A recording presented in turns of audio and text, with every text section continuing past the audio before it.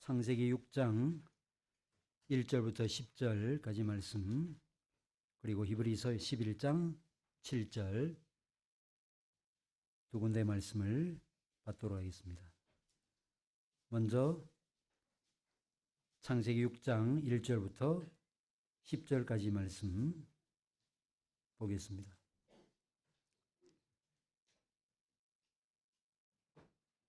제가 받도록 읽겠습니다.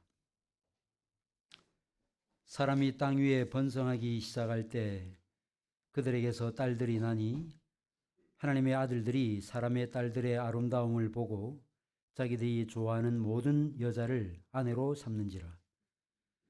여호와께서 이르시되 나의 영이 영원히 사람과 함께 하지 아니하리니 이는 그들이 육신이 됨이라. 그러나 그들의 날은 120년이 되리라 하시니라. 당시에 땅에는 네피림이 있었고 그 후에도 하나님의 아들들이 사람의 딸들에게로 들어와 자식을 낳았으니 그들은 용사라 고대 명성이 있는 사람들이었더라. 여호와께서 사람의 죄악이 세상에 가득함과 그의 마음으로 생각하는 모든 계획이 항상 악할 뿐임을 보시고 땅 위에 사람 지으셨음을 한탄하사 마음에 근심하시고 이르시되 내가 창조한 사람을 내가 지면에서 쓸어버리되 사람으로부터 가축과 기는 것과 공중의 새까지 그리하리니 이는 내가 그것들을 지었음을 한탄함이니라 하시니라. 그러나 노아는 여호와께 은혜를 입었더라. 이것이 노아의 족본이라. 노아는 의인이요 당대의 완전한 자라. 그는 하나님과 동행하였으며 세 아들을 낳았으니 셈과 함과 야벳이라. 히브리서 11장 7절 한 절 말씀을 또 보겠습니다. 히브리서 11장 7절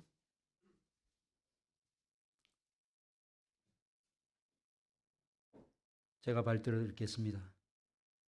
믿음으로 노아는 아직 보이지 않는 일에 경고하심을 받아 경외함으로 방주를 준비하여 그 집을 구원하였으니 이로 말미암아 세상을 정죄하고 믿음을 따르는 의의 상속자가 되었느니라. 아멘. 오늘 밤 예배는 개혁교회 강단 교류 행사로 의정부에 있는 솔리데오 글로리아 교회 김병 목사님께서 말씀을 전가해 주시겠습니다.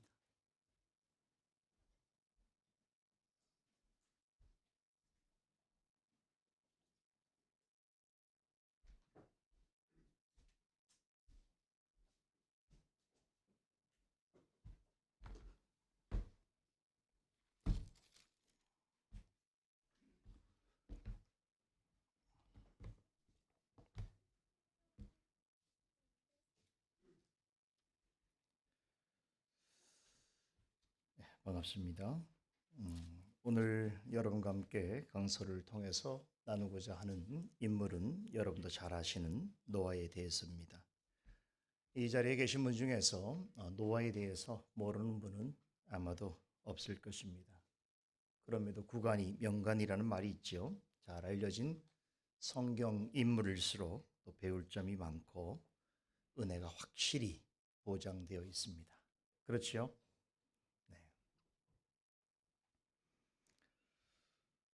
노아에 관한 이야기를 나누기 전에 먼저 주목해 볼 것이 있습니다. 노아가 등장하는 시대가 어떠했는가 하는 것인데 이 내용이 창세기 6장 1절에서 4절에 나옵니다. 창세기 5장에 보면 아담과 셋의 족보의 이야기가 나오는데 이 시대에 즉 노아 홍수 시대 이전의 사람들의 평균 나이가 한 800-900년 되었던 것이지요. 자연스럽게 땅 위에 사람들의 숫자가 급격히 늘 수밖에 없었던 것입니다. 땅에 사람들이 많아지는 것은 하나님께서 일찍이 창세기 1장에서 아담과 하와에게 생육하고 번성하여 땅에 충만하라고 하는 말씀의 성취다 이렇게 볼 수 있겠지요.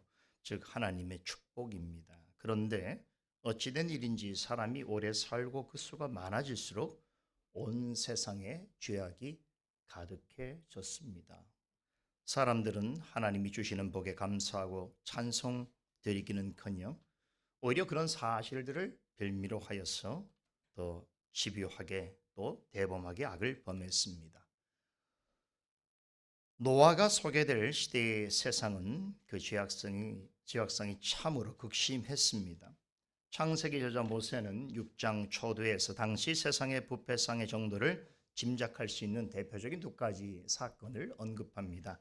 첫째는 막무가내로 하나님의 아들들이 사람의 딸들을 아내로 취한 일이고, 둘째는 네피림 혹은 용사들이라 불리는 거대한 권력과 힘을 가진 자들이 활개치며 또 출현한 일입니다. 신학자들 사이에서는 아주 오랜 동안 과연 이들이 누구인가에 관한 여러 가지 논쟁과 또 의문이 제기되어 왔습니다. 이 부분에 대해서 이제 저희 교회에서는 자세하게 설명한 바가 있는데 오늘 전해드리려고 하는 강설의 골자는 아니기 때문에 더는 길게 말씀드리지 않겠습니다. 이보다 좀 더 중점적으로 살펴보고자 하는 것은 그 당시에 그와 같은 부패하고 타락한 세상을 하나님께서 어떻게 바라보셨는가 하는 것입니다. 또 어떻게 느끼셨으며 마침내 어떤 결정을 내리기로 하셨는가 하는 것이지요. 이것을 파악하는 것이 매우 중요합니다. 이 내용이 본문 5절로 7절에 기록되어 있는데 제가 한번 읽어보겠습니다. 저는 개역 성경입니다. 여호와께서 사람의 죄악이 세상에 관영함과 그 마음의 생각의 모든 계획이 항상 악할 뿐임을 보시고 땅 위에 사람 지으셨음을 한탄하사 마음에 근심하시고 가라사대 나의 창조한 사람을 내가 지면에서 쓸어버리되 사람으로부터 육축과 기는 것과 공중의 새까지 그리하리니 이는 내가 그것을 지었음을 한탄함이니라 하시니라 라고 말씀합니다. 5절에서 여호와께서 보셨다라는 표현은 천지 창조 때 하나님께서 창조하신 만물과 사람을 바라보시던 그 시각과 완전히 대조를 이루는 하나님의 관점을 전해주고 있습니다. 6일 동안 하나님께서 만물을 창조하시면서 거듭하셨던 말씀이 보시기에 좋았더라라고 하는 말씀이지요. 특별히 마지막 날 사람을 만드셨을 때는 보시기에 심히 좋으셨다라고 스스로 감탄해 하셨습니다. 그러나 노아 때에 이르러 세상은 이전에 하나님이 보시기에 좋았던 모습과는 완전히 완벽하게 다른 세상이 되어 있었습니다. 사람들에 의해서 세상은 완전히 망가져 있었습니다. 모세는 그 이유를 사람의 행동뿐 아니라 모든 행위의 원천이 되는 마음의 생각까지 죄의 깊이 물들어 있었기 때문이다라고 분석합니다. 그런데 이것은 노아의 개인적인 모세의 개인적인 판단이 아닙니다. 하나님께서 보실 때 그랬다는 것이죠. 당시 세상은 즉각적으로 심판이 실행되지 않으면 안 될 만큼 하나님이 보시기에 모든 것이 부패했었고 모든 사람은 심히 패역한 상태에 있었습니다. 그런데도 사람들은 이 일의 심각성을 전혀 몰랐습니다. 인구 증가와 함께 무선 속도로 죄악이 번성해 가던 시대 속에서 그들은 그러한 세상에 완전히 적응된 채로 살아가고 있었습니다. 한마디로 하나님 없는 세상을 살고 있었습니다. 이전 시대와 비교해서 고도로 발전한 지식과 과학, 기술 같은 문명으로 그들은 하나님이 없는 세상을 추구하고 만들어갔습니다. 당시 사람들은 그런 세상을 너무나 좋아했으며 그런 세상이야말로 인간을 위한 참 세상이라고 생각했습니다. 제가 설교 초대 이 말씀을 드리는 것은 노아 홍수 이전의 세계는 오늘날 우리가 살고 있는 이 시대 삶과 너무나 깊이 오버랩됩니다. 전혀 다르지 않습니다. 그 시대에 홍수를 하나님께서 심판으로 갑작스럽게 행하셨던 것처럼 오늘 이 시대에도 그리스도의 재림이 갑자기 드러난다고 하더라도 핑계할 수 없을 정도로 일치점이 많습니다. 자, 그런데 이러한 타락의 모습은 창세기 4장에 보면 그 가인의 후손들에 관한 이야기가 나오는데 바로 그들의 특징입니다. 노아 홍수 전 시대에 이르러서는 가인 자손들의 삶의 방식과 그들의 추구가 인류 보편적인 속성으로 드러납니다. 아벨의 신앙을 이어받은 셋의 자손들까지도 노아 때에 이르러서는 가인의 후손들과 구별되지 않는 모습으로 살아가고 있었습니다. 그러니까 하나님의 뜻을 거역하고 하나님의 자녀 되기를 거부하는 일들이 전 인류적으로 행해졌던 것입니다. 그것은 거룩하신 하나님을 한탄하게 하고 슬퍼하게 만드는 일이었습니다. 하나님이 만드신 세계를 죄악으로 물들이고 모든 사람들의 생각과 계획이 항상 악으로 기울어져 있는 그러한 현실은 거룩하신 하나님의 진노를 유발시키기에 충분했습니다. 개전의 정의라고는 찾아볼 수 없는 부패한 세상과 타락으로 점철된 인생을 바라보시면서 마침내 하나님께서는 그들에게 허락하셨던 모든 생명과 권리를 박탈하시기로 결정하셨습니다. 세상을 물로 심판하시기로 하신 것입니다. 그런데 걷잡을 수 없이 전적으로 부패한 세상과 인간 인생들을 향해서 하나님의 심판의 암문이 임박해 오고 있는 상황 속에서도 놀랍게도 겹겹이 쌓여 있는 어두운 구름을 뚫고 아주 작은 틈 사이로 하나님의 은혜의 빛이 드러났습니다. 그 빛은 너무나 강력하고 선명하게 한 사람을 향해 비추었습니다. 그가 바로 노아입니다. 그 사실을 모세는 본문 8절에서 그러나 노아는 여호와께 은혜를 입었더라라고 하는 말씀으로 묘사하고 있습니다. 노아는 하나님께서 물로 세상을 심판하시겠다는 계획을 실행하시는 중에 하나님으로부터 특별한 은혜를 입었습니다. 오늘 저는 노아가 하나님으로부터 입은 이 특별한 은혜에 대해서 여러분과 함께 나누고자 합니다. 창세기 5장에 보면 아담과 셋의 족보가 나옵니다. 이 족보는 불경건한 가인의 족보와 대비하여 경건한 자들의 족보로 소개되고 있는 내용이지요. 이 족보에 따르면 노아는 이 땅에서 300년 동안 하나님과 동행하다가 산채로 하늘로 들리어진 에녹의 증손자입니다. 또 성경에서 가장 오래 산 사람으로 소개되면서 미래에 큰 재앙이 올 것을 예견하는 의미를 가진 창 던지는 자라고 하는 뜻의 이름을 가진 무두셀라의 손자입니다. 그리고 가인의 후손 중에 라멕과는 달리 죄와 악인들이 창궐한 시대 가운데서 아주 보기 드물게 경건한 삶을 살았던 셋의 7대손 라멕이라는 사람의 아들입니다.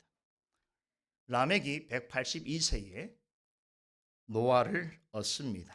그리고 그에게 아들에게 노아라는 이름을 지어줍니다. 창세기 5장 29절은 라멕이 아들의 이름을 노아라고 지어준 경위를 이렇게 밝힙니다. 이름을 노아라 하여 가로되 여호와께서 땅을 저주하심으로 수고를 일하는 우리를 이 아들이 아니하리라 하였더라. 성경에 셋의 후손으로서 소개된 라멕은 자세하게 알려져 있지 않습니다만 우리가 생각하는 것보다 훨씬 큰 믿음을 가진 사람이었음이 분명합니다. 그는 믿음으로 하나님께서 땅을 심판할 것을 미리 알고 있었습니다. 그런 땅에서 믿음을 가지고 사는 사람들의 삶이 얼마나 고단하고 수고로울지도 잘 알고 있었습니다. 그런 중에도 하나님께서는 그런 믿음의 인생들을 결코 내버려 두지 않으실 사실에 대해서도 분명히 알고 있었습니다. 하나님의 진노와 심판이 임하는 중에도 위로하시고 참된 안식으로 이끌어 주실 것을 확신하고 있었습니다.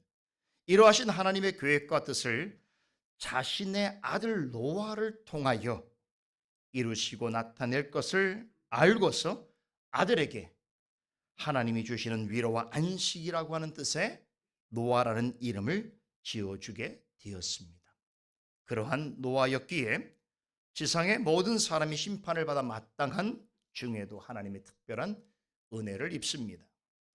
그럼에도 분명한 것은 노아는 인류 역사상 죄가 가장 번성하였고 사람들의 마음의 생각이 악한 시대에 마치 고독한 성자처럼 살았습니다.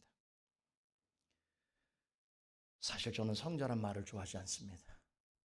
그런데 요즘에 노아의 삶을 묵상하면서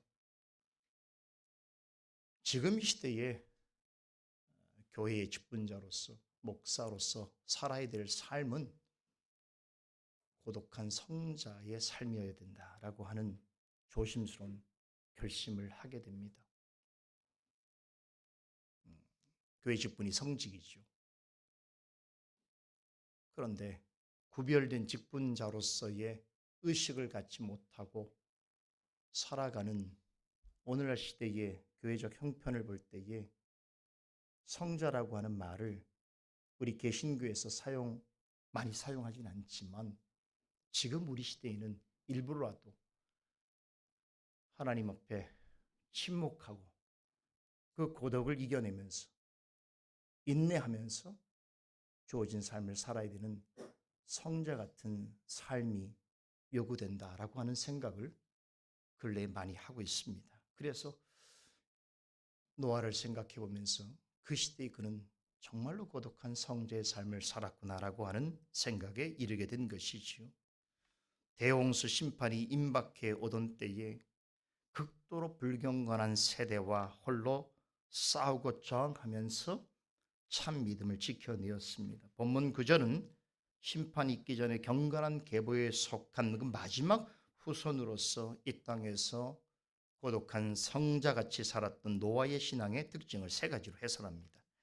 노아는 의인이요 당대의 완전한 자라 그가 하나님과 동행하였다라고 하지요. 이 말씀은 믿음과 관계에서 그가 어떤 사람이었는가를 알려주는 아주 중요한 단서를 우리에게 제공해 주고 있습니다. 첫째, 그는 의인이었습니다. 성경에 의인이란 말이 많이 나오지요. 목사님이 저를 위한 겁니까? 마셔도 되죠. 잠깐 마시겠습니다. 현상교회 오니까 제가 막 떨리네요. 떠는 적이 없는데. 여러분들 좀 눈빛을 조금 부드럽게 해주세요.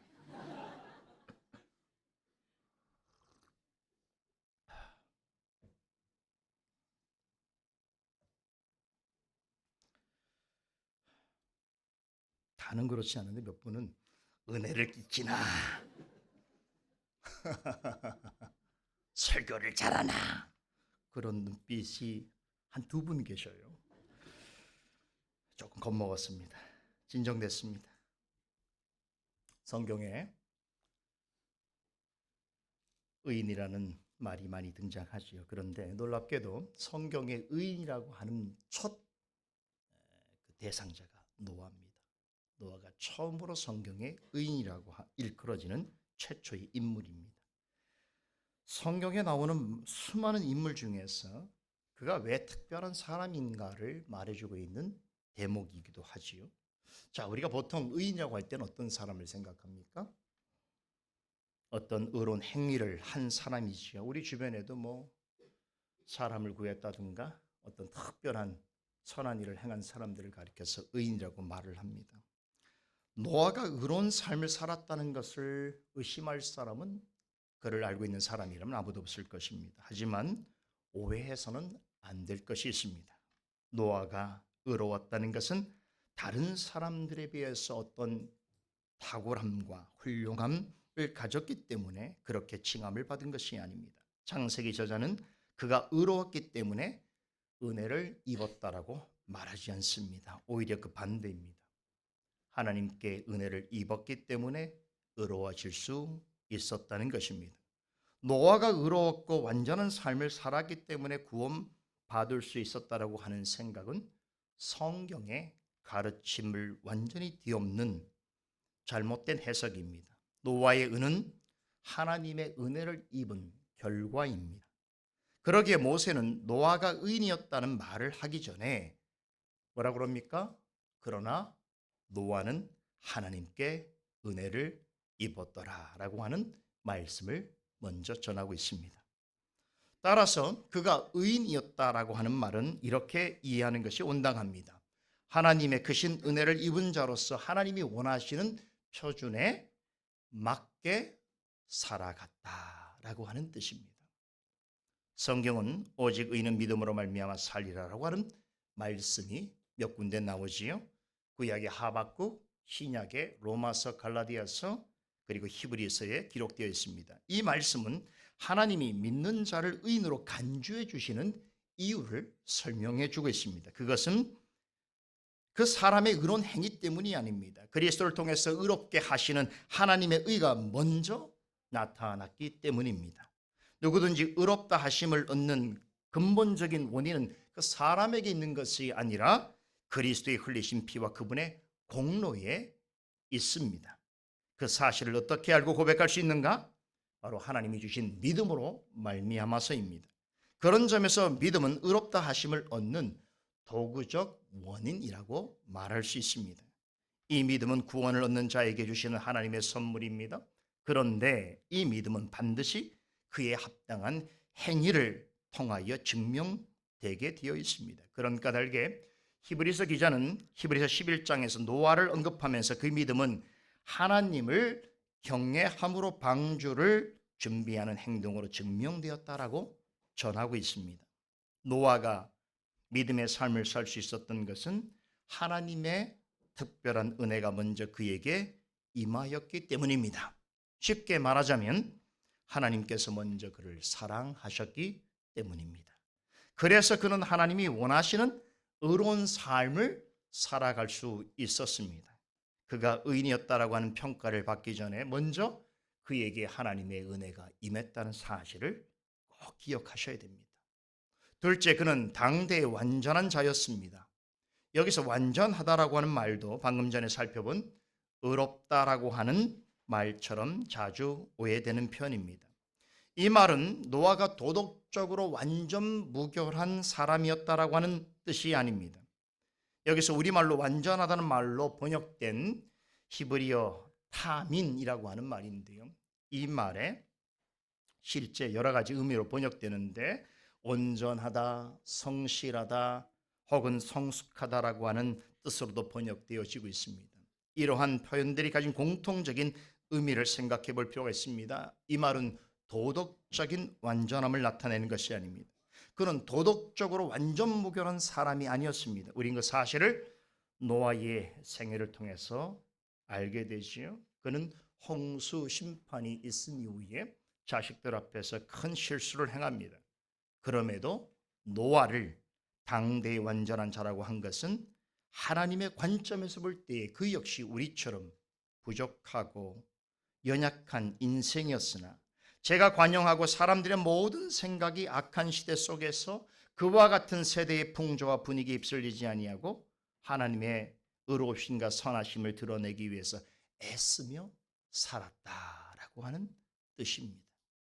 로마서 12장 2절로 3절의 말씀을 그의 삶에 한다면 이렇게 표현할 수 있습니다. 노아는 타락한 세상을 본받지 아니하고 오직 마음을 새롭게 함으로 날마다 변화를 받아 하나님의 선하시고 기뻐하시고 온전한 뜻이 무엇인지 분별하였을 뿐만 아니라 주시는 은혜로 말미암아 마땅히 생각할 그 이상의 생각을 품지 아니하고 오직 하나님께서 자신에게 나누어주신 믿음의 분량대로 지혜롭게 생각하면서 살았다. 이런 의미입니다. 그런 점에서 볼 때에 완전한 자라고 하는 말은 하나님이 주신 은혜와 믿음을 근거로 더욱 온전한 하나님의 사람으로 성숙되어 갔다라고 하는 뜻입니다. 그런데 당대에 노아 같은 사람이 없었다는 것이지요. 모세는 이 부분에서 모든 믿는 자들의 본이 되기에 부족함이 없다고 노아를 높이 평가하고 있습니다. 그래서 모세는 주저함이 없이 노아를 가리켜서 당대의 완전한 자였다라고 한 것입니다. 셋째, 그는 하나님과 동행했습니다. 이 세상에서 하나님과 동행은 하나님의 은혜가 믿는 자의 삶에 미치고 있음을 나타내는 가장 보편적인 현상입니다. 하나님과 동행했다라고 하는 말은 그의 증조부였던 에녹에게 처음 나오죠. 300년 동안 하나님과 동행했다라고 하는 말이 나옵니다. 그러나 하나님과 동행한 삶은 에녹만이 아니었겠지요. 성경에 에녹, 노아, 아브라함, 야곱, 다윗, 엘리야, 여러 성경에 나오는 믿음의 사람들도 하나님과 동행하는 삶을 살았다라고 전합니다.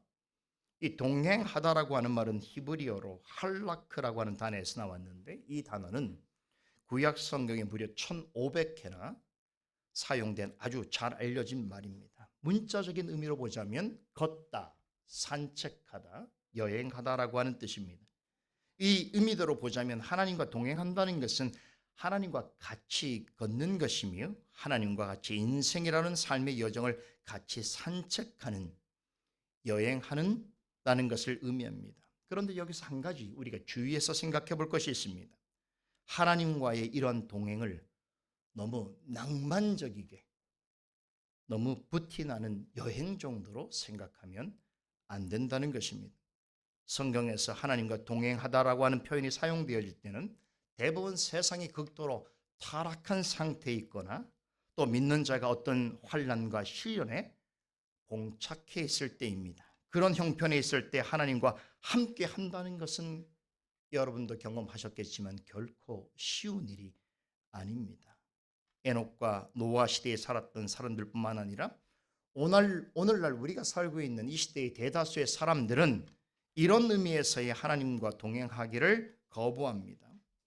하나님과 동행하려면 먼저는 자신의 생각과 욕망과 의지보다 하나님의 뜻을 더 받들어야 합니다. 생각과 말과 행동에 있어서 자신의 것을 앞세우기보다는 하나님이 기뻐하시는 것을 추구해야 됩니다. 이런 이유 때문에 예나 지금이나 절대 다수의 사람들은 하나님과의 동행을 원치 않습니다.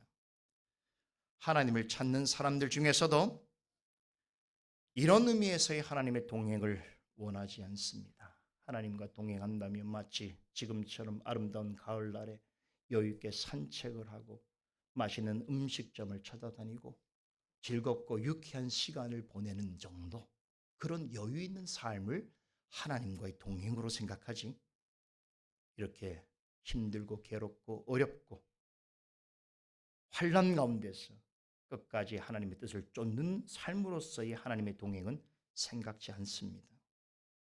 하나님과 동행한다는 것은 말이 쉽지 실제로 지속적으로 그렇게 살아간다는 것은 결코 쉽지 않습니다.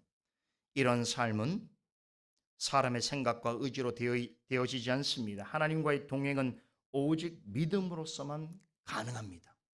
감사하게도 성령께서는 히브리서 기자의 입을 통해서 노아가 어떻게 끝까지 하나님과 동행하는 삶을 살 수 있는지 그 비결을 알려주었습니다. 그 말씀이 신약성경 히브리서 11장 7절입니다. 이렇게 증거합니다. 제가 다시 한번 읽겠습니다. 개역 성경을 읽습니다. 믿음으로 노아는 아직 보지 못하는 일에 경고하심을 받아 경외함으로 방주를 예비하여 그 집을 구원하였으니 이로 말미암아 세상을 정죄하고 믿음을 쫓는 의의 후사가 되었느니라. 이 말씀은 노아가 대홍수 심판이 임할 시기에 어떻게 하나님과 끝까지 동행하는 삶을 살아낼 수 있었는지 전해주고 있습니다. 여기서 우리가 더 관심 있게 살펴야 할 교훈이 있습니다. 노아가 어떤 믿음을 가지고 하나님과 동행하였는가 하는 것입니다. 그가 가진 믿음을 살펴보는 것은 우리에게 대단히 중요한 일입니다. 왜냐하면 주님의 다시 오심을 기다리고 있는 지금의 삶의 자리에서 혹은 개인적인 삶의 종말을 바라보면서 나아가고 있는 우리의 삶 가운데서 하나님과 동행하는 삶을 살아가기 위해서는 바로 이와 같은 믿음이 우리에게 절실히 요구되기 때문입니다. 우리도 우리의 남은 나날을 노아와 같은 믿음을 가지고 하나님과 동행해야 합니다. 그런 의미에서 노아의 믿음은 곧 우리 자신의 믿음이기도 한 것입니다. 히브리서 11장 7절은 하나님의 자녀로 이 땅을 하나님과 동행하는 삶을 살고자 하는 성도에게 과연 어떠한 믿음을 가져야 끝까지 그 삶을 살아낼 수 있는지에 대해서 말씀하고 있습니다. 오늘 최덕수 목사님께서 저희 교회에 오셔서 오후에 말씀을 전해주셨는데 베드로의 믿음에 관한 이야기를 전해주셨어요. 제가 그 말씀을 맨 앞자리에서 듣고 있으면서 마음에 감사했습니다. 목사님하고 말씀을 나눈 건 아니었잖아요. 그런데 목사님이 베드로의 믿음에 관한 말씀을 전해주시는 걸 들으면서 오늘 제가 이 교회에 와서 마치 답가 형식으로 말씀드릴 내용이 되겠구나 생각을 했습니다. 목사님은 저희 교회에 와서 베드로의 믿음에 대해서 말씀하셨다면 저는 이 저녁에 여러분에게 답가로서 노아의 믿음에 대해서 말씀드리게 된 것에 대하여 제가 마음속으로 하나님의 섭리구나 기뻐했습니다. 말씀의 선물을 가지고 온 느낌인데 여러분들 표정을 보니까 그렇게 받으시는 것 같아요. 이제 자, 우리 말씀을 이제 히브리서 11장 7절 말씀을 통해서 노아와 같은 시대를, 방불한 시대를 살아가는 여러분과 제가 끝까지 하나님 앞에 동행하는 삶을 살기 위하여 요구되어지는 믿음의 내용이 무엇인가에 대해서 오늘 남은 시간 함께 살펴보도록 하겠습니다. 여기는 대단히 중요한 모든 세대를 통틀어서 하나님께서 우리에게 요구하시는 믿음의 성격과 특징이 나타나고 있습니다. 첫째, 노아의 믿음의 기초는 하나님의 말씀에 있었습니다. 히브리서 본문은 믿음으로 노아는 아직 보지 못한 일에 경고하심을 받았다라고 전합니다. 여기에 여러분과 함께 주목하기를 원하는 표현이 있습니다. 노아가 경고하심을 받았다라고 하는 말입니다. 이 말씀은 노아가 방주를 짓기 전에 하나님의 말씀이 먼저 그에게 임하였음을 말해주고 있습니다. 노아가 방주를 지은 것은 그의 감정과 생각과 기술에 따른 결과가 아니었습니다. 아마 그랬다면 120년 동안 방주를 짓지 못했을 것입니다. 얼마 동안 열심히 시도하다가도 결국 포기했을 것입니다. 한 사람이 120년 동안 홀로 방주를 짓는다는 것은 상상조차 하기 어려운 일입니다. 어디 그뿐이겠습니까? 배를 짓는 동안 얼마나 많은 사람들로부터 조롱과 수모를 당했겠습니까? 그런데도 끝까지 포기하지 않고 그 일을 행할 수 있었던 이유가 무엇인가? 히브리서 기자는 그가 말씀에 기초한 믿음을 가졌기 때문이라고 답합니다. 복음서에도 이와 비슷한 말씀이 있습니다. 여러분 잘 아시는 말씀이죠? 베드로와 그의 동료들이 밤새도록 수고하여 고기를 잡으려 했습니다. 하지만 한 마리도 잡지 못했습니다. 그들은 모두 갈릴리에서 나서 자란 어부들이었습니다. 물고기를 잡는 일에 관한 전문가들이었습니다. 그런데 그날은 다 같이 가전을 써보았지만 실패했습니다. 그때 주님께서 배에 오르셔서 그들을 향해서 깊은 데로 가서 그물을 내려 고기를 잡으라라고 말씀하셨습니다.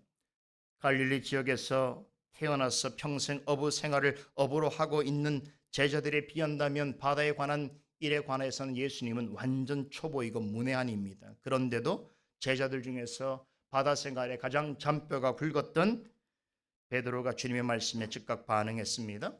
선생님, 우리들이 밤이 새도록 수고하였을 때 잡은 것이 없지만은 그럼에도 불구하고 말씀에 의지하여 내가 그물을 내리리이다 라고 하면서 말씀하신 곳에다 그물을 던졌습니다. 그 결과는 우리 모두가 다 알고 있지요. 2배가 가득히 물고기를 담을 정도로 많은 고기를 잡았습니다. 주님의 생각은 우리의 생각과 다를 수 있습니다. 그런데 믿음은 말씀에 의지하여 행동하게 합니다. 노아는 이 같은 믿음을 가지고 있었습니다. 말씀에 기초하지 않는 믿음은 믿음이 아니라 맹신입니다. 말씀에 기초하지 않는 믿음은 잘못된 믿음입니다. 그토록 불경건하고 불의한 시대에 노아는 철저하게 하나님의 말씀의 기초 위에 굳게 서 있었습니다. 둘째로 노아의 믿음은 보이는 것을 붙잡는 것이 아니라 보이지 않는 것을 따르는 믿음이었습니다. 히브리서 기자는 노아가 믿음으로 아직 보지 못하는 것을 믿었다라고 전합니다. 노아가 처음 방주를 짓게 된 것은 대홍수가 일어나기 전 120년 전의 일입니다. 하나님께서 모든 것을 심판하실 것이라고 하는 계시의 말씀을 듣고 그는 평지 위에다가 배를 짓기 시작했습니다. 이를 보고 얼마나 많은 사람들이 조롱하고 비웃었겠습니까? 사실 따지고 보면 노아는 이전에 배를 지어 본 적이 없는 사람입니다.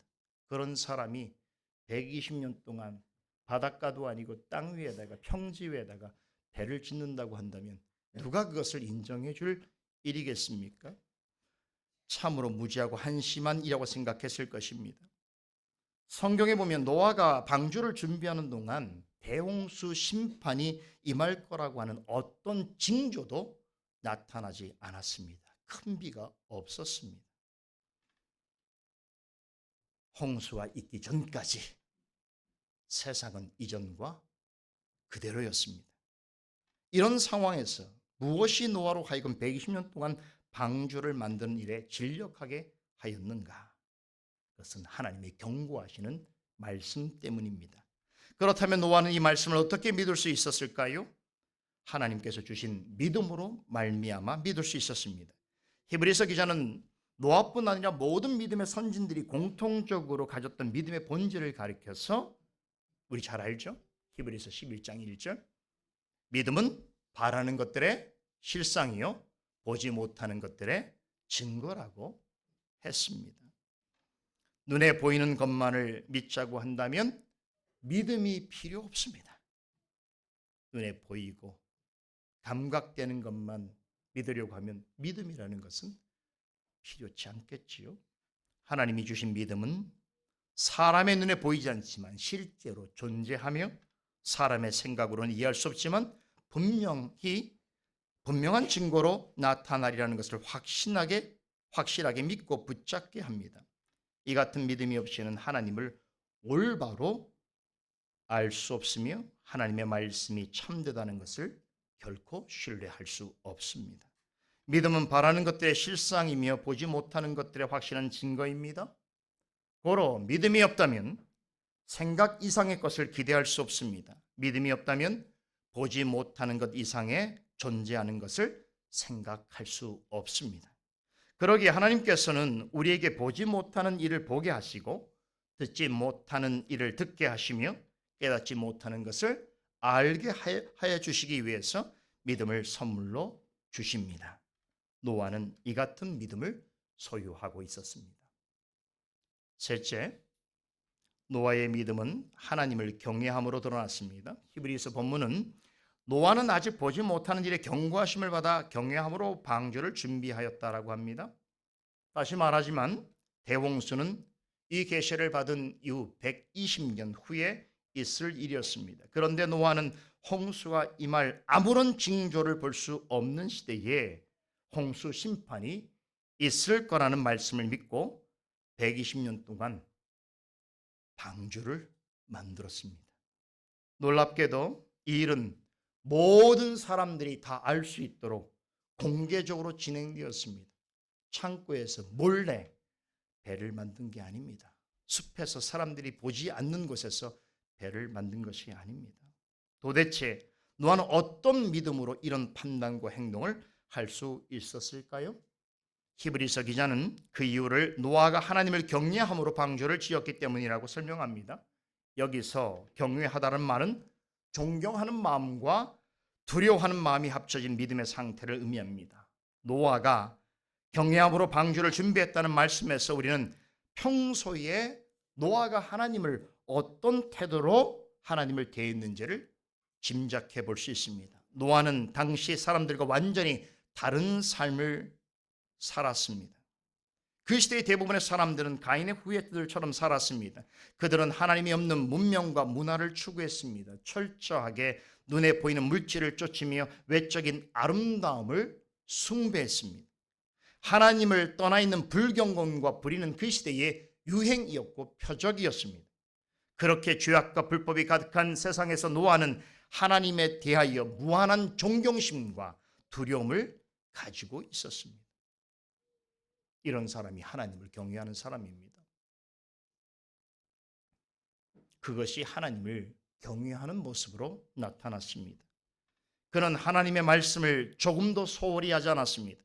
세상에 유행하는 생각이나 사고에 의지하지 않았습니다. 당장 이루어지는 일이 아니라도 하나님께서 이루실 일들을 믿음으로 바라보면서 두려운 마음으로 말씀을 받아 실행에 옮겼습니다. 하나님을 경외하였다라고 하는 말에는 하나님이 하시고자 하는 것이라면 설령 자신의 생각과 경험과 지혜와 맞지 않더라도 존중하며 따른다라고 하는 의미가 내포되어 있습니다. 그때 노아에게 주어진 주된 메시지가 무엇인 줄 아십니까? 세상을 구원하시겠다는 약속의 말씀이 아닙니다. 그것은 이미 선대 믿음의 조상들에게 주신 말씀입니다. 하나님께서 노아에게 주신 메시지는 불의하고 불경건한 세상을 심판하시겠다라고는 엄중한 경고였습니다.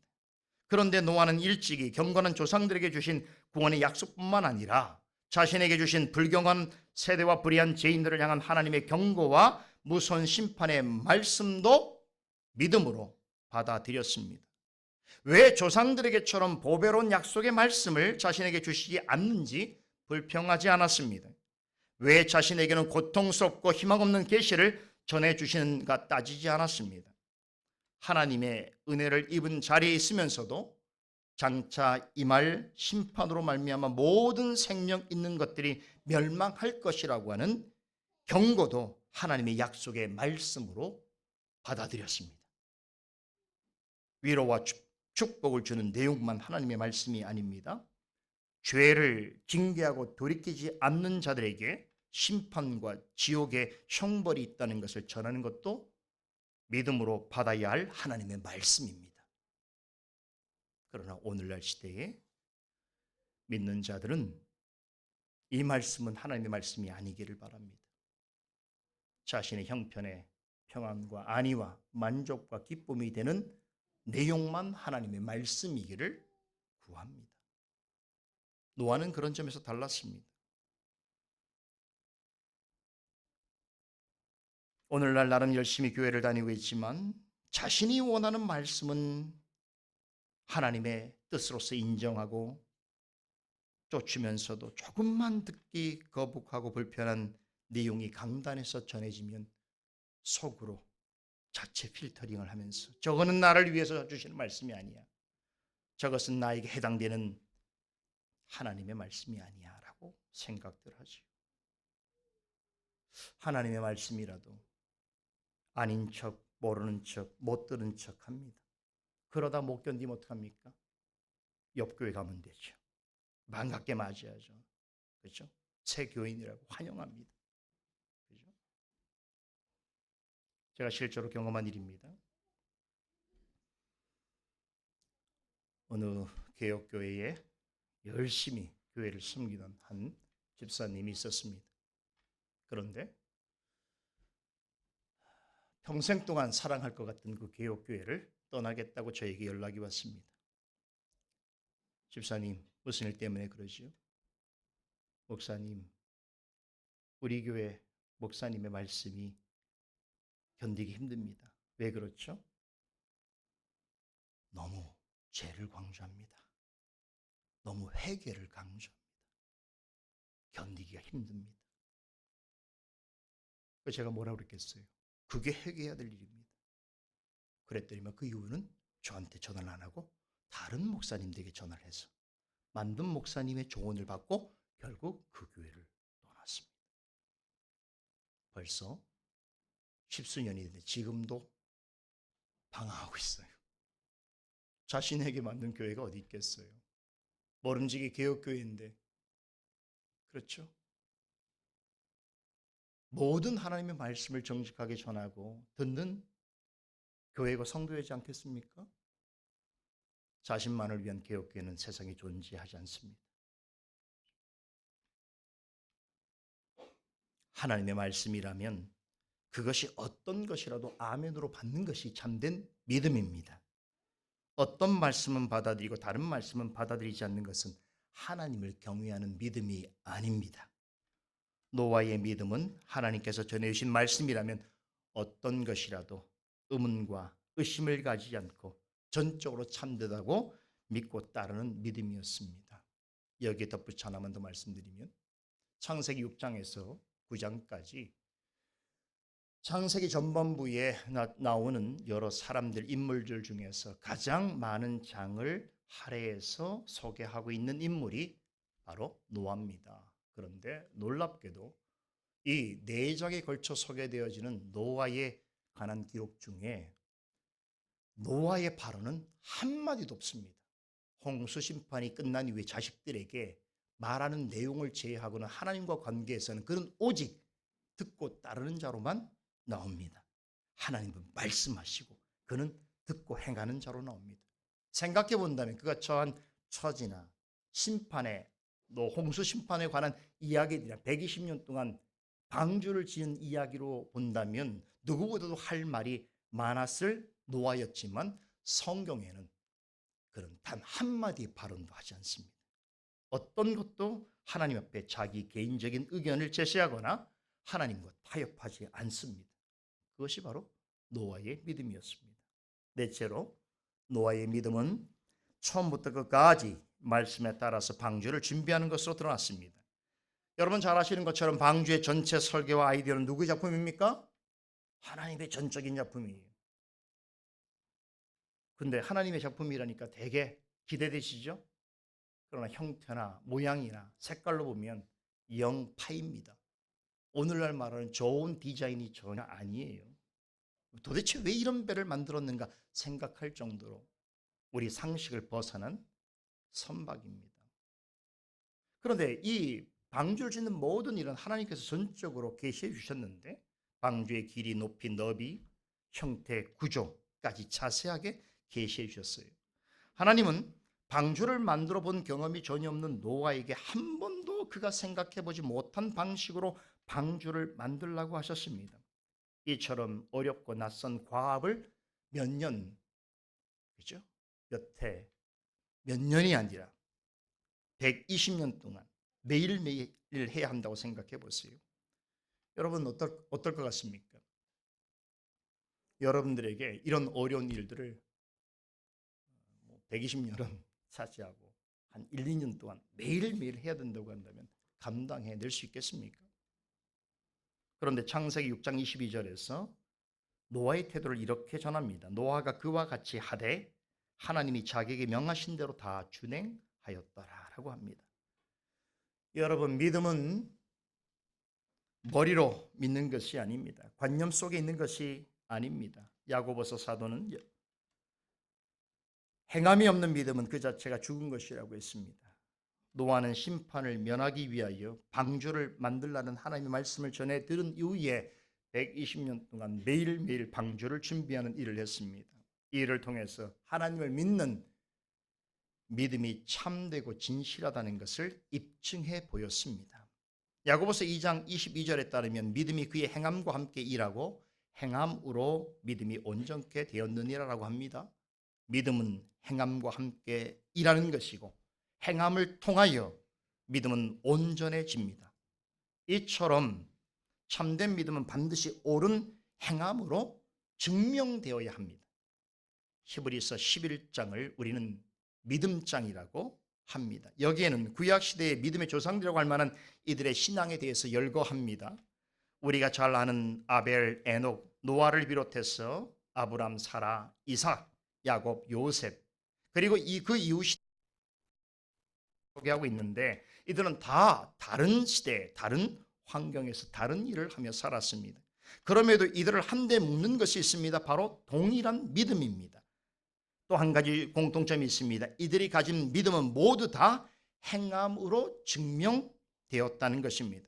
아벨은 더 나은 제사를 드림으로, 에녹은 300년 동안 하나님과 동행함으로, 그리고 오늘 노아는 120년 동안 손과 발로 뛰면서 방주를 만드는 일로서 자신의 믿음을 증명했습니다. 120년 동안 방주를 준비한다는 것은 여러분 이건 상상하기 어려운 일입니다.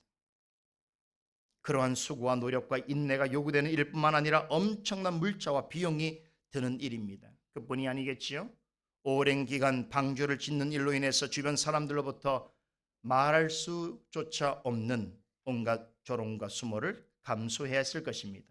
어리석다고 손가락질하는 사람, 쓸데없는 짓으로 자신과 가족을 고달프게 한다고 비웃는 사람, 120년 후에 홍수가 날 것이라고 하면서 땅에다 배를 짓는다고 조롱하는 사람, 아마도 당시 대부분의 사람들은 이런 노아를 아마 미친 사람으로 취급했을 것입니다. 아브라함이 오직 말씀을 쫓아서 본토 친척 아비집을 떠난 일도 마찬가지였을 것입니다. 그가 하나님의 말씀을 쫓아서 고향을 떠난다고 할 때에 그를 잘 알고 지내던 많은 고향 사람들은 아마도 고개를 절레절레 흔들면서 혀를 차며 실소했을 것입니다. 그는 믿음의 조상이라고 하는 애칭으로 불리고 있지만 그의 생애를 유심히 관찰해 보면 자신의 믿음을 증명하는 동안 정말로 많은 고난이 있었고 많은 희생을 치루었습니다. 우리는 그 사실을 기억해야 됩니다. 여러분 꼭 기억하십시다. 믿음에는 반드시 대가가 뒤따르게 되어 있습니다.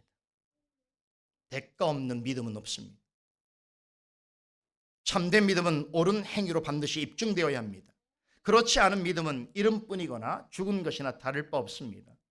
노아와 아브람 같은 믿음의 선진들의 삶을 반추하게 될 때 우리는 우리 자신에게 이렇게 되물어야 합니다. 나는 내가 가진 믿음을 증명해 내기 위하여 어떤 대가를 치르고 있는가? 나의 믿음이 참된 것이라는 것을 입증해 내기 위해서 지속적으로 어떤 수고와 노력을 감수하고 있는가? 혹여 하나님께 믿음을 달라고 애원하면서도 믿음의 대가를 치를 생각은 조금도 하지 않는 것은 아닌가? 좋은 믿음을 갖기를 구하면서도 믿음이 행함으로 증명되는 일에 있어서 왜 그렇게 무관심하고 게으르고 나태하고 핑계를 대는가? 교회를 나와서는 믿음을 달라고 기도하면서 살아갈 때는 믿음이 필요 없는 행동을 하면서 살아가는 것이 전혀 이율배반적이라고 생각하지 않는 삶을 너무나 자연스럽게 살고 있습니다.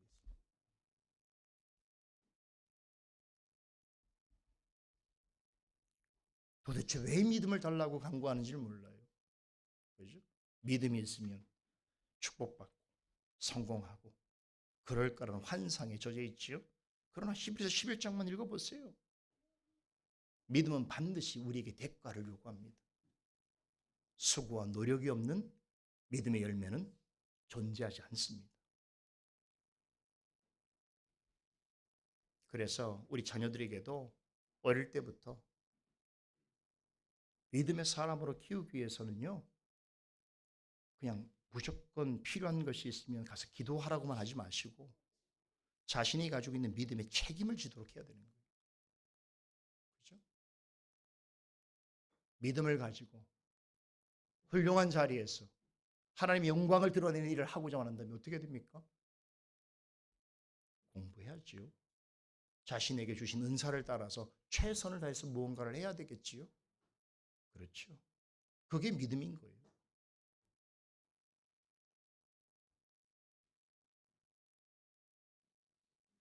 하나님께서 우리에게 믿음을 주실 때에는 믿음의 증거를 나타낼 것을 함께 요구하십니다. 믿음은 반드시 행함으로 열매로 드러나야 합니다. 감사한 것은 우리가 믿음에 합당한 열매를 맺기 위해서 하나님께 진실로 도움을 구할 때에 하나님께서는 우리에게 그에 합당한 은사와 지혜와 능력과 인내를 후히 주십니다. 그렇게 우리로 하여금 믿음의 행함에 의해서 증명되는 것을 하나님은 참으로 기뻐하실 뿐만 아니라 영광 받으십니다. 다섯째로 노아의 믿음은 마침내 자신의 가정을 구원받게 하였습니다. 히브리서 본문은 노아가 하나님을 경외함으로 방주를 예비하여 그 집을 구원하였다라고 전합니다. 이 말씀은 노아가 가진 믿음의 결과에 대해서 알려줍니다. 노아의 믿음은 홍수로부터 자신뿐 아니라 자신의 가족을 구해냈습니다. 물론 이 말은 노아가 실제로 가족을 구원했다라고 하는 뜻이 아니겠지요. 구원을 베푸시는 분은 오직 하나님이십니다. 죄인은 하나님의 은혜로만 구원받을 수 있습니다. 그럼에도 성경을 보면 어떤 사람이 가진 믿음으로 인해서 다른 사람이 축복을 받는 경우들이 셀 수 없이 많습니다. 아브라함은 믿음으로 사랑하는 독자 아들 이삭을 희생 제물로 바치려 했을 때에 그 아들 이삭뿐만 아니라 그들의 후손들도 축복을 받았습니다. 그리하여 그들은 하나님께서 아브라함에게 약속하신 약속의 땅에 들어가게 되었습니다. 이방 여인 라합 기억나시죠? 하나님께서 보내신 정탐꾼들이 전해준 말을 그는 하나님 말씀으로 믿게 되었을 때에 여리고성이 무너졌을 때에도 그녀와 그의 가족은 생명을 보존받았습니다. 라합의 자손들 중에는 이방 출신들이었음에도 이스라엘의 회중에 참여하게 되었고 구원받은 백성으로 살게 된 자들이 많습니다. 우린 신약 성경에서도 이와 같은 사례를 찾아볼 수 있습니다. 한 예로 친구들을 위해서 예수님 앞으로 나온 중풍병자 기억나시죠? 예수님께서 가버나움에 가셨을 때 중풍병자 한 사람이 친구들에 의해서 들것에 실려서 예수님 앞으로 나왔습니다. 친구들은 스스로는 조금도 움직일 수 없는 중풍병든 친구를 예수님에게 인도하기 위해서 기상천외한 방법을 사용했습니다. 예수님이 머무는 곳에 사람들이 너무 많아 진입할 수 없게 되자 지붕으로 올라가서 지붕을 뜯어내고서는 침상을 끈으로 매달아 내렸습니다. 예수님께서는 그 내 친구의 믿음과 행위를 보시고 중풍병자에게 이렇게 말씀하셨습니다. 작은 자야 안심하라.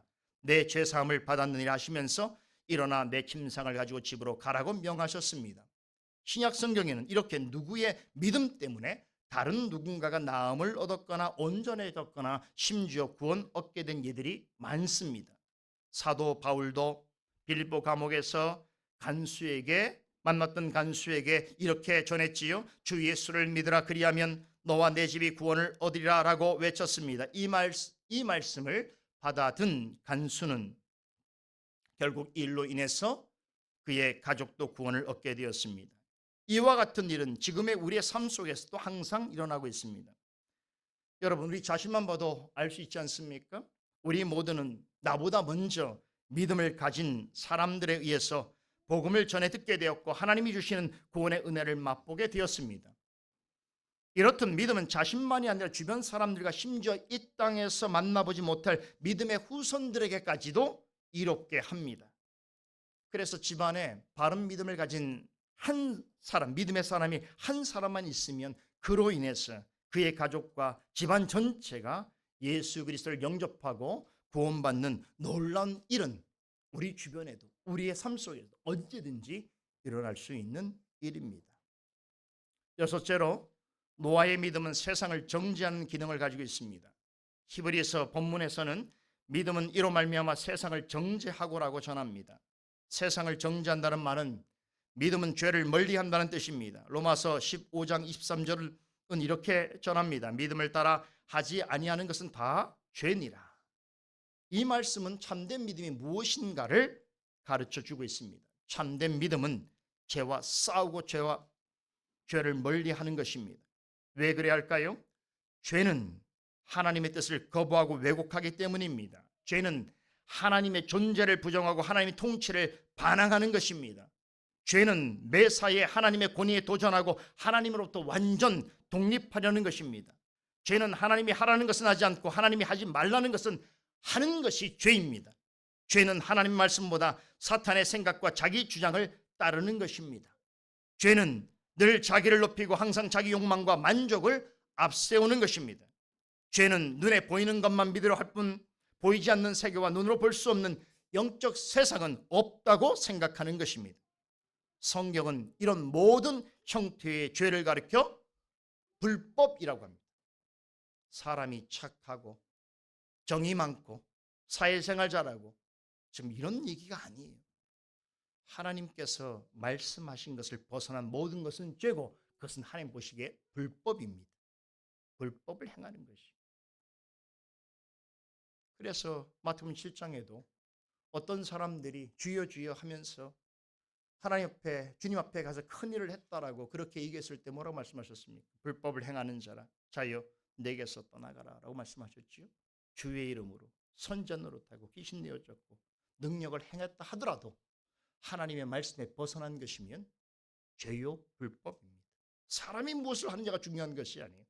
하나님이 보실 때 그것이 어떠하냐가 중요한 것입니다. 그래서 말씀이 있는 것이에요. 말씀 전하는 자가 필요한 것입니다. 그런데 감사하게도 우리는 그리스도로 말미암아서 하나님부터 믿음을 선물 받았습니다. 이 믿음으로 하나님을 알고 믿게 되었고 하나님이 주시는 은혜와 복음을 받아 누리게 되었으며 하나님께 더 가까이 나아갈 수 있게 되었으며 하나님을 기쁘시게 하는 일을 행할 수 있게 되었으며 죄악이 가득한 세상 가운데 하나님과 동행하는 삶을 살 수 있게 되었습니다. 참된 믿음은 그 자체로 죄악을 멀리하게 하고 필연적으로 타락한 세상을 정죄합니다.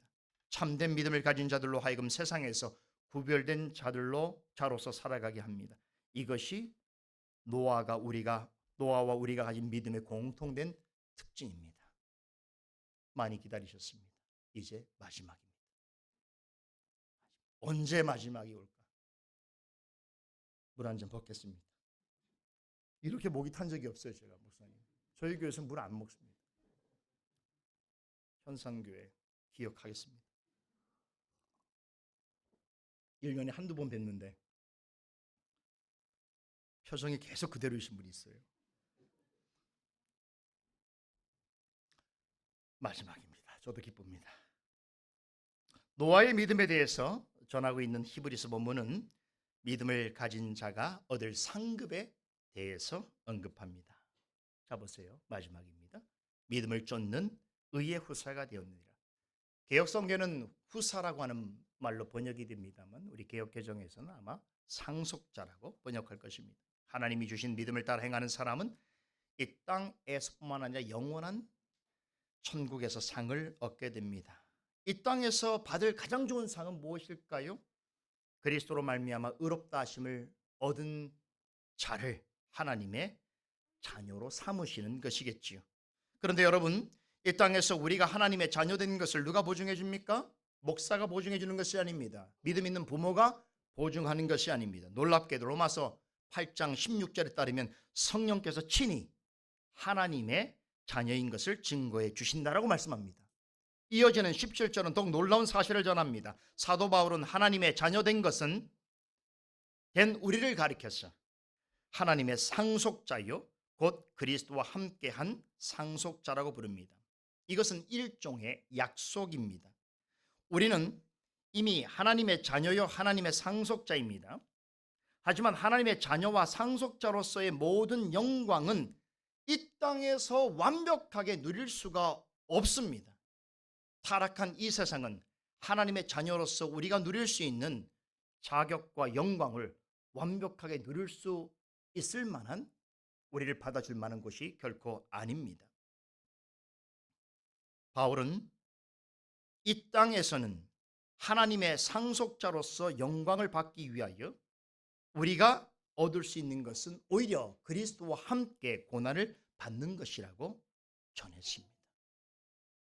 이 땅에서 하나님의 자녀로서 받을 수 있는 영광은 그리스도와 함께 고난에 참여하는 것입니다.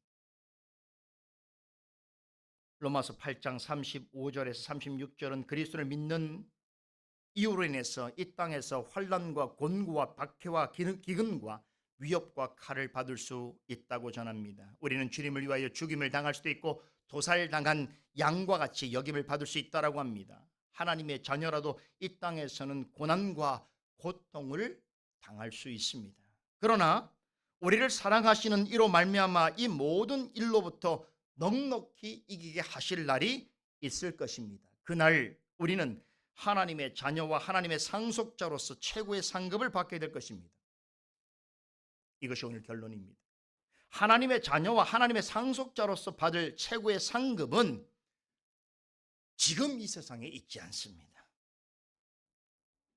이것은 미래에 약속되어 있습니다. 믿음을 가진 사람에게 주어질 최종적인 상은 이 땅에서가 아니라 영원한 하나님 나라에서 그리스도와 영원토록 함께 있을 때 누리게 될 것입니다. 그때에 이 땅에서 하나님의 자녀인 것을 믿음으로 드러낸 모든 성도는 만유의 상속자이신 예수 그리스도가 받으신 영광에 참여하게 될 것입니다. 사도 바울은 로마서 8장 18절에서 이날까지 믿음을 지킨 하나님의 자녀들이 맛보게 될 영광스러운 최고의 상급을 떨리는 음성으로 이렇게 묘사하고 있습니다. 생각컨대 현재의 권한은 장차 우리에게 나타날 영광과 좋게 비교할 수 없도다. 아멘. 이것이 이 땅을 사는 동안 믿음을 가지고 의의 상속자로서 살아간 노아가 받은 최종 상급입니다. 우리도 이 땅에서 노아처럼 믿음의 삶을 살다가 영원히 주님의 품에 안기게 될 때에 그와 같은 상을 받아 누리게 될 것입니다. 히브리서 11장 6절에 믿음이 없이는 기쁘시게 못하나니 하나님께 나아가는 자는 반드시 그가 계신 것과 또한 그가 자기를 찾는 자들에게 상 주시는 이심을 믿어야 할지니라 라고 말씀한 이유가 여기에 있습니다. 그렇습니다. 하나님께서 주신 믿음은 반드시 축복을 가져다 줍니다.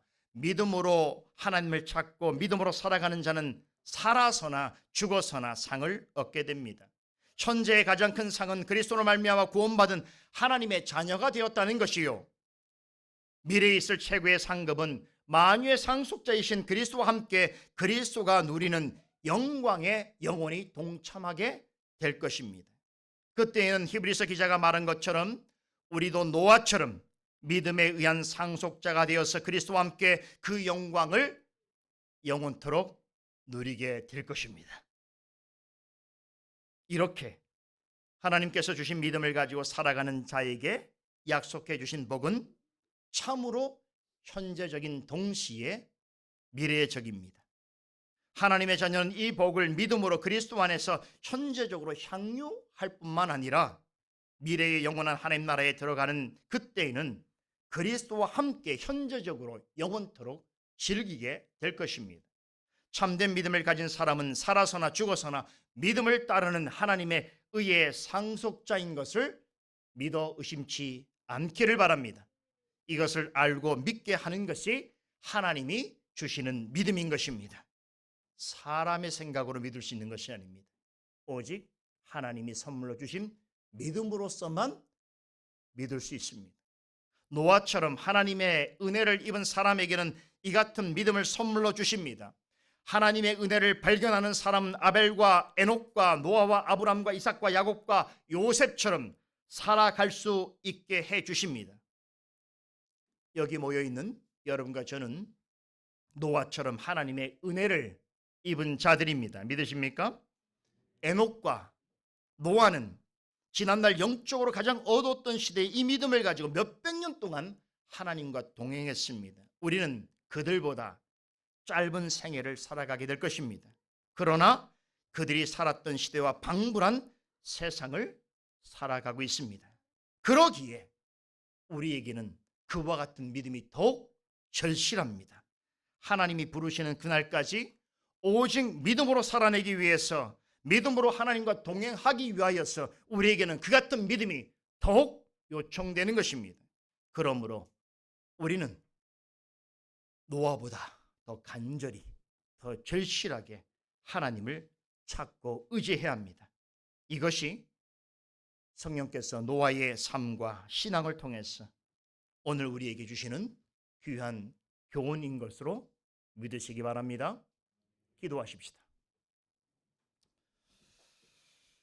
거룩하신 하나님, 말씀을 통해서 우리의 삶을 되돌아보게 하여 주시고 하나님의 자녀로서 어떤 믿음을 가지고 살아가야 할지를 알게 해주시니 감사를 드립니다. 오늘 이 저녁에도 우리에게 말씀해 주신 이 귀한 내용을 우리의 마음에 되새기고 우리의 남은 날 동안 우리의 믿음의 선진들이 살았던 동일한 믿음을 가지고 하나님을 찾고 바라며 의지하며 끝까지 나아감으로 주께서 주실 영원한 상급을 받아 누리는 우리 모두가 되게 하여 주시옵소서. 그 삶을 살아가기까지 우리에게 마땅히 필요한 것들이 있을 터인데 하나님께서 참으로 후히 주시고 꾸짖지 아니하시는 하나님의 은혜로 함께 하여 주실 줄 믿습니다. 우리에게 그와 같은 믿음이 필요하오니 주여 우리에게 믿음을 허락하여 주시옵소서. 감사드리며 살아계신 예수 그리스도 이름으로 기도드리옵나이다. 아멘.